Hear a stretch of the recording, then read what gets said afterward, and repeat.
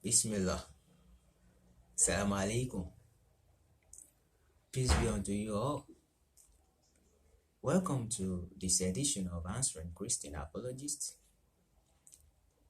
As this is the section where we answer the critique of the Christians as regard the authenticity of the Quran being a revelation from the Most High God and Islam being the religion that God established for mankind in generality.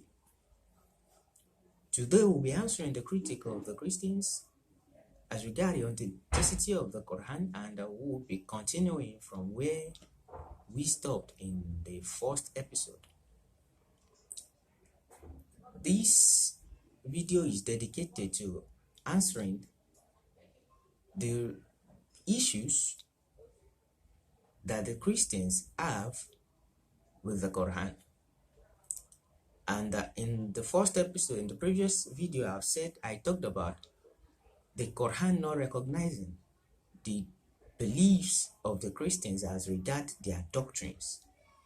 And the doctrine I mentioned to include baptism, Holy Communion, attending church on Sundays, fasting, and the marriage, the status they establish for themselves as regarding getting married. And it was clarified that the Quran, being a revelation in the 7th century, never recognized any of the doctrines of the Christians. And instead of recognizing the doctrine, the Quran actually established a doctrine that is totally different from the practices of the Christians. And as a result of that, I said the Christians became hostile against the Quran because they believe a revelation that came after them should have honored everything they've been doing and should have speak well concerning them. But the opposite was the case. The Quran never recognized the Christians, and instead the Quran established different precepts that seem to be of lower standard compared to the practices of the Christians as regard the righteousness they've established for themselves. And today we'll be continuing from where we stopped as regard the issues the Christian apologists have with the Quran concerning their beliefs as regard the person of God. Though there is a conflict within the Christendom as regard the person of God, there are Unitarian Christians, there are Trinitarian Christians. So in this aspect, the Quran tends to be on the side of the Unitarian Christians because the Quran outrightly ruled out Trinity as the concept of God, irrespective of which concept they claim they are explaining. The Quran outrightly ruled out the concept of Trinity and said God is one. Kul huwallahu ahad. So the Christians got annoyed with this and was like, how would this revelation be trying to rule off everything we've been practicing? And these things is a result of our spiritual quest.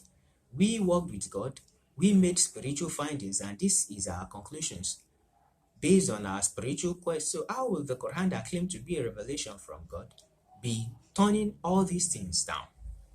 And apart from the Trinitarian belief in God that the Quran ruled out, the Quran also ruled out the belief of the Christians as concerned Jesus dying for their sins. All through the revelation, there was nowhere the Quran mentioned anybody dying for the sin of anyone. Rather, the Quran established the simple principle that no bearer of burden can bear the burden of another. وَلَا تَزِرُ وَازِرَةٌ وِزْرَ أُخْرَى. No bearer of burden can bear the burden of another. So the ideology of the Christians is that they've preached as their belief, as the core of their belief, that Jesus actually died for their sin, bearing their sins on the shoulder, was ruled off by the Quran. Another of the belief of the Christians is about the crucifixion of Jesus. The Christians have preached the crucifixion, that it was through crucifixion that Jesus paid the debt of sin and when the Quran was being recited in the 7th century, the Quran outrightly said Jesus was not crucified.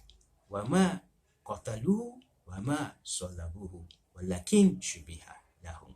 The Quran clearly said Jesus was not killed, neither was he crucified. But the situation was made to appear to the Christians like that.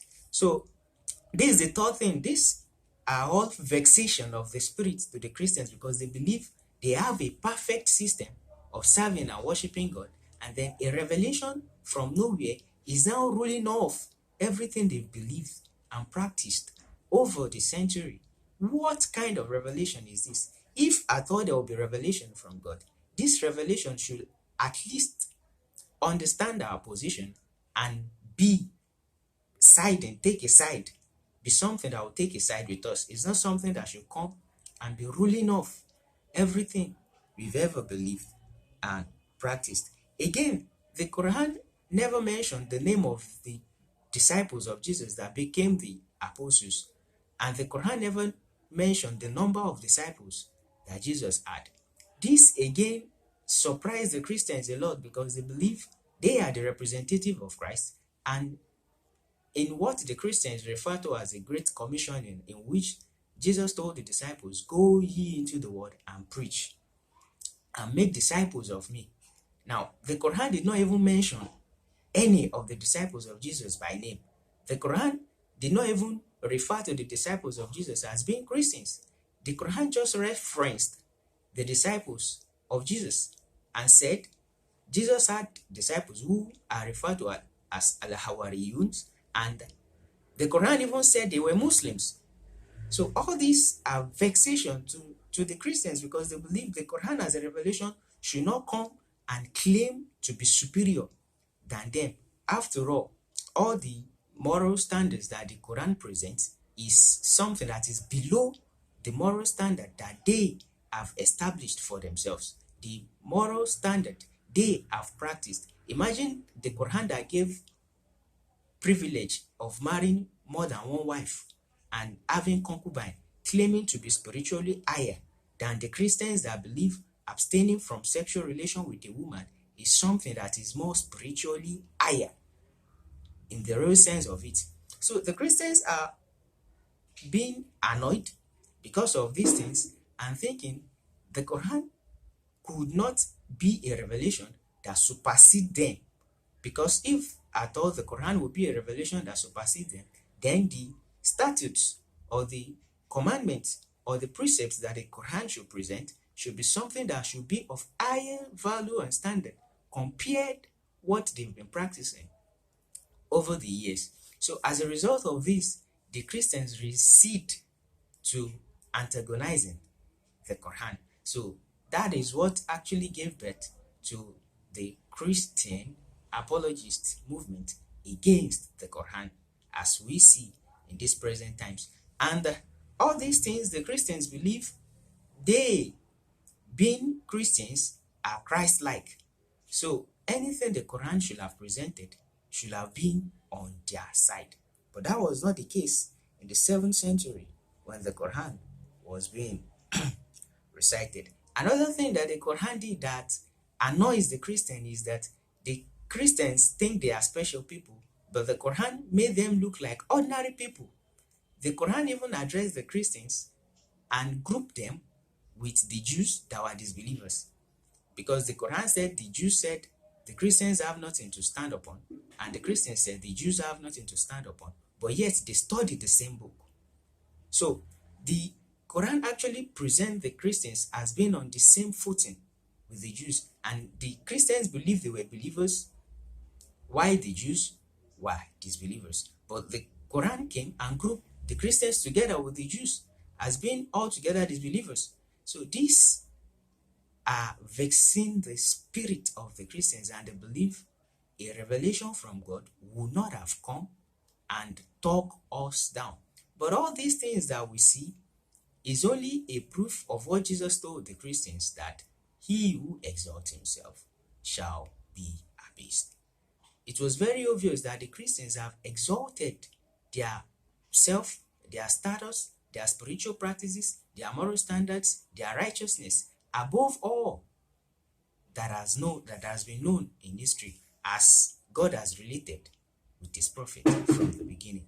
And the Christians believe they are the best of people, and the Quran came and relegated the pride of the Christians. There is still more, but as God has permitted, we will stop here again for now, and in the next episode we will continue from here. On the subject of the Quran appeasing the Christians, we will talk more on that, why we mention the issues that the Christians have with the Quran. Alhamdulillah again for the success of this edition. Peace be unto you all. Salam.